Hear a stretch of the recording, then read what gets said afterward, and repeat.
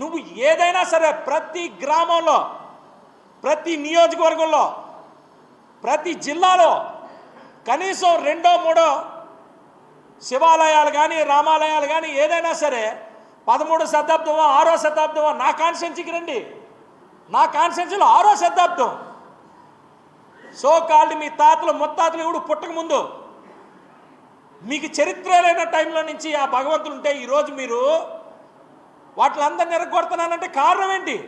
కుట్ర కాకపోతే వాటి మీద దాడి మీరు చేయాల్సిన అవసరం ఏమొచ్చిందని అడుగుతున్నా. మా అంటే మీ అందరికీ ఎంతవరకు ఉంటుంది? మీకు మీ పుట్టు పర్వతలు ఎంతవరకు ఉంటుంది? ఒక 2 తరాలు 3 తరాలు ఉంటుంది అంతే. నా దగ్గర 4-5 శివాలయాలు కనీసం 10వ శతాబ్దం 6వ శతాబ్దం దగ్గర నుంచి ఉన్నాయి నా ఒక్క కాన్స్టిట్యున్సీలోనే. కనుక్కోండి కావాలంటే. మీరు వచ్చి ఈరోజు వచ్చి రామాలయాలు ఎరగొడతాం, అయ్యి ఎరగొడతాం, వీళ్ళు దేవుడు కాదు. వాళ్ళే నువ్వెవడవయ్యా చెప్పడానికి రాముడు దేవుడు కాదని? నువ్వెవడవు పెద్ద? నువ్వు మేధావా? కేవలం రెచ్చగొట్టడానికి డబ్బులు తీసుకొని మాట్లాడే మాటలు ఇవన్నీ. డెఫినెట్గా ఈ కుట్రని ఛేదించాలని చెప్పి మేము పోలీసు వారికి సూచిస్తున్నాం. ఎట్టి పరిస్థితుల్లో సూచిస్తాం. మీరు ఏది పడితే అది మాట్లాడితే, ఏది పడితే అది చేసి ఈ రాష్ట్రాన్ని ఈ దేశాన్ని విచ్ఛిన్నం చేద్దామనుకొని మీరు ఎవరి దగ్గర పడితే వాళ్ళ దగ్గర డబ్బులు తీసుకొని మీరు ఇష్టానుసారంగా ఇక్కడ మాట్లాడితే మేము మాట్లాడతాం. మీ మీద మీకు వ్యతిరేకంగా వెళ్తాం. డెఫినెట్గా లీగల్గా మీ మీద చర్యలు తీసుకుంటాం. అది ఉపా చట్టమా ఇంకో చట్టమా?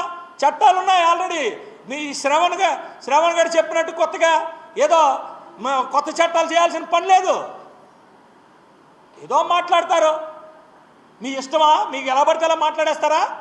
ఏది పడితే మాట్లాడేస్తారా? డెఫినెట్గా అవసరమైతే చట్టాలను ఇంకా పదును పెడతాం.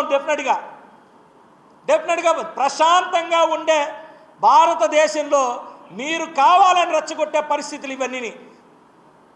రెచ్చగొట్టి ఊరికే ఏం పనే లేదా, పని పాటు లేదా? నేను అడుగుతా ఉన్నాను.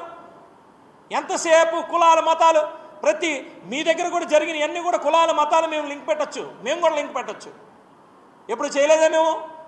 ఆరోపణ చేసామంటే ఏదన్నా మేము ఇది తప్పు జరిగిందంటే అది తప్పు జరిగింది అని చెప్తాం తప్పితే దాన్ని కులాలకు ఆపాదించి మతాలకు ఆపాదించి దారుణాలు సృష్టించే పరిస్థితి ఎప్పుడు కూడా మేము చేయలే. దయచేసి మానుకోండి. ఈ కుట్రలు మానుకోకపోతే డెఫినెట్గా మేము బయట పెడతాం. ప్రతి ఒక్కటి ప్రజలకి తెలియాలి కాబట్టి వచ్చి చెప్తా ఉన్నాం ప్రతిసారి. అంతేగాని ఏదో వీళ్ళేదో సూపర్ ఇదేని కాదు.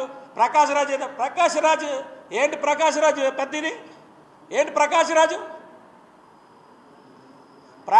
రాజు కన్నా బ్రహ్మాండమైన ఆర్టిస్టులు ఉన్నారు. వాళ్ళందరూ వాళ్ళ వృత్తి ధర్మాన్ని ఇది చేసుకున్నారు. ఆ వృత్తిని పట్టుకొని అనవసరంగా ఆ అడ్వాంటేజ్ తీసుకొని అనవసరంగా ఏదో పెద్ద మేధావిలాగా ఇక్కడ మాట్లాడాల్సిన పని లేదు. అద్భుతమైన ఆర్టిస్టులు ఉన్నారు.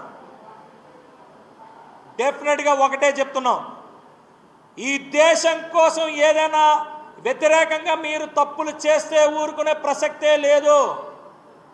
సనాతన ధర్మం కానీ ఏ మతాల మీద కానీ మీరు కుట్ర పనితే మేము ఊరుకునే ప్రసక్తే లేదు. రాజ్యాంగపరంగా చట్టపరంగా మీ మీద అన్ని చర్యలు తీసుకునే పరిస్థితి ఉంటుంది.